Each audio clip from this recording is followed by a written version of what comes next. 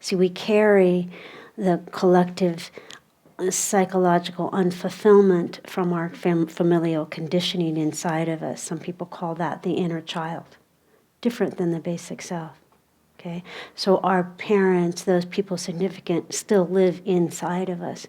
Now, is it actually them? No, it's our reaction and the collusion of our reaction to them that still lives inside of us.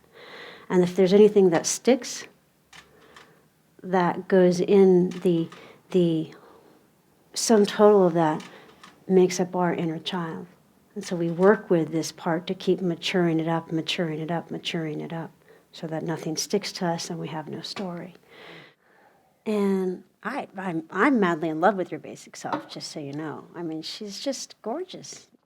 It's just being fully alive, right?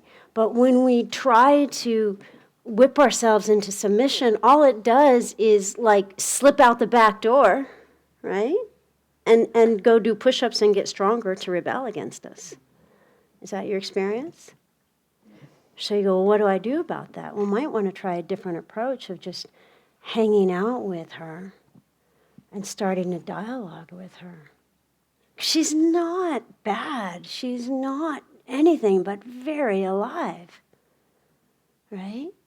So you start to re-educate her, but not in a way where you're telling her what to do. See, understand, JR said, as I recall, we just talked about the inner child. So the inner child is different than the basic self. And I think sometimes we blame the basic self for really what's the inner child. Oh, my basic self wanted the ice cream. My basic self wanted to sleep with that guy. When really it was the inner child.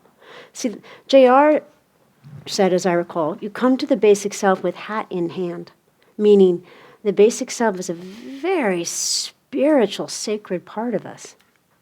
The high self goes through the basic self to communicate to us. The basic self has this whole blueprint of our existence and what we're to learn.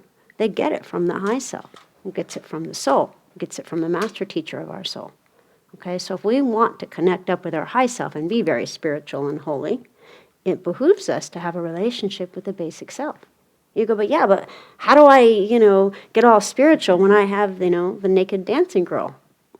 Because what if the naked dancing girl is a whirling dervish right up into the ecstasy of the Lord?